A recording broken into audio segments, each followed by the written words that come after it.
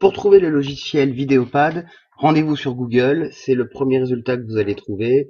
Vous rentrez sur le site et la version de base est gratuite. Donc voici l'interface que vous allez avoir pour pouvoir faire vos montages.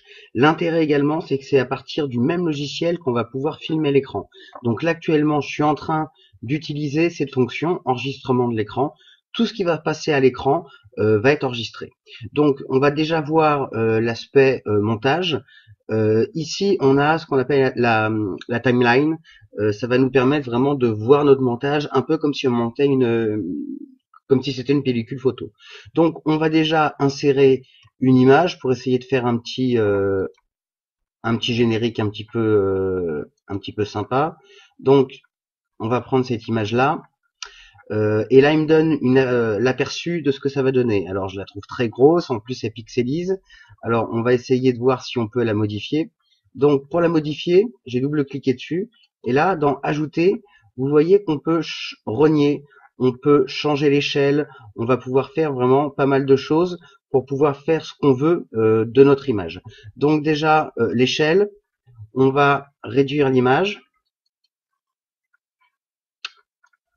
en utilisant les curseurs.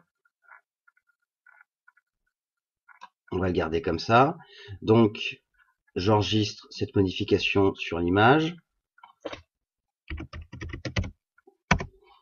Voilà. Je vais choisir un autre effet parce que j'aimerais bien que ce soit un petit peu plus bas sur mon écran. Donc là, on va modifier la position. Je peux modifier la position de mon image sur l'axe vertical ou sur l'axe horizontal. Et moi, je veux la descendre un petit peu. Voilà. Et j'enregistre ma modification. Voilà. Donc, je vais pouvoir maintenant ressortir d'ici. Mon image a bien été modifiée. Et donc, maintenant, je vais la glisser sur ma table de montage, en fait. Voilà. Donc là, je vois pas grand-chose, c'est tout petit. Donc ici, vous avez le zoom qui va pouvoir nous permettre de travailler un peu plus confortablement. Donc, si je veux allonger la durée de temps où apparaît cette image, là, vous voyez, on est à quelques secondes à peine. On va la mettre sur 10 secondes, juste. Voilà. Donc, pour l'instant, le début de ma vidéo, ça sera ça. On va vouloir mettre un petit texte également. Donc, le texte, il va être considéré par le logiciel comme étant une photo. On va double-cliquer dessus et on va mettre ma première capsule. Et vous appuyez sur appliquer. Voilà. Donc, je vois que là, c'est pas vraiment ce que je voulais sur le rendu. Donc, comme j'ai toujours sélectionné ma zone de texte, j'ai la possibilité de la remonter. Et voilà, on peut considérer que le début de ma vidéo est fait. Alors, vous voyez ici, sur la timeline, on va essayer de faire en sorte que le texte dure aussi longtemps que l'image qui est derrière. Voilà. Donc, ensuite, on va essayer d'insérer les vidéos. Bien, on retrouve l'interface du logiciel où je viens d'importer le fichier vidéo que je viens juste de créer pour vous montrer le fonctionnement. Donc sur la timeline, on retrouve ici le texte, on retrouve en dessous l'image, et là c'est la première vidéo qu'on vient de créer. Donc là je suis toujours en mode enregistrement de l'écran, et ce mode va donc pouvoir me permettre d'enregistrer tout ce qui se passe sur mon écran. Donc si par exemple vous voulez montrer un prédit, par exemple, vous le passez en plein écran. Voilà. Et par exemple sur la classe inversée, là j'ai utilisé un prédit, ça pourrait être une vidéo YouTube, ça pourrait être un diaporama, bref, n'importe quel élément susceptible d'apparaître sur votre écran d'ordinateur. Voilà. Donc je retourne dans mon logiciel et là je vais arrêter la capture de l'écran et je vais par la suite intégrer cette vidéo à la suite du montage.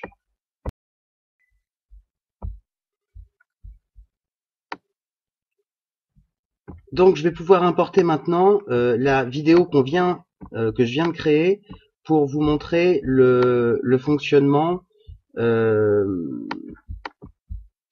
la capture d'écran. Donc fichier vidéo, je veux ajouter un fichier. Ce fichier, il se balade quelque part importation vidéo, ouvrir, et elle est là, j'ai plus qu'à la prendre, pardon, et à la faire glisser à la suite de mon banc de montage. Bien, dès que vous ferez des montages, il y a forcément des moments où il va falloir faire des coupes, enlever des parties de vidéo.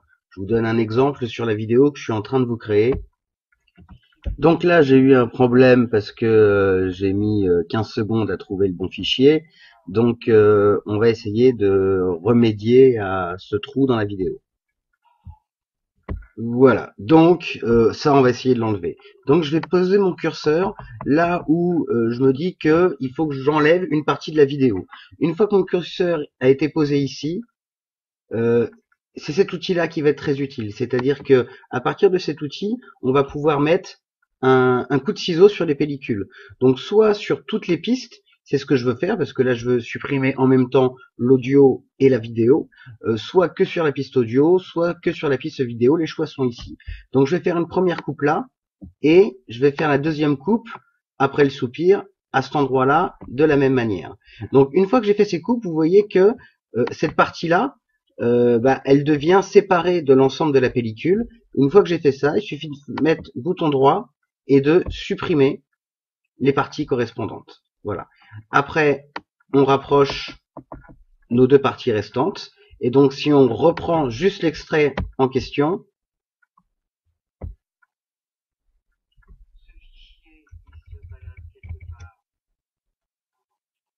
voilà.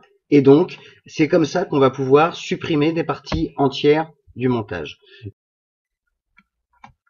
Donc à ce stade, notre montage est quasiment terminé. On va pouvoir avoir une vision un petit peu plus globale.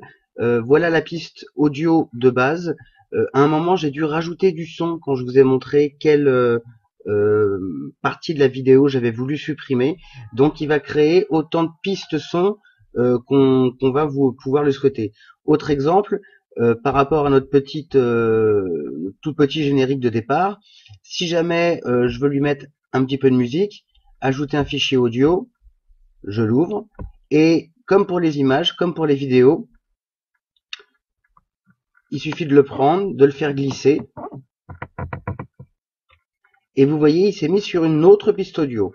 Donc là, si j'ai les deux, je vais avoir la musique et ma voix qui seront superposées, donc je vais réduire, histoire d'arrêter voilà, le générique à peu près au bon moment. Voilà. Donc à ce stade, notre montage est terminé. On va pouvoir l'exporter.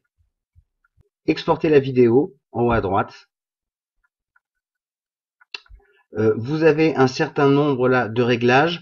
La résolution, faites attention, plus la résolution sera élevée, plus votre fichier sera lourd. Si vous prévoyez un hébergement sur Internet derrière, ça sert à rien d'avoir une résolution trop importante parce que de toute façon YouTube va vous la réduire. Vous voyez que je pourrais envoyer la vidéo directement sur YouTube, voilà, et que j'ai un certain nombre de pré-réglages si je veux le graver, etc., etc. Donc là, on va partir sur une belle résolution et on part sur créer et c'est parti.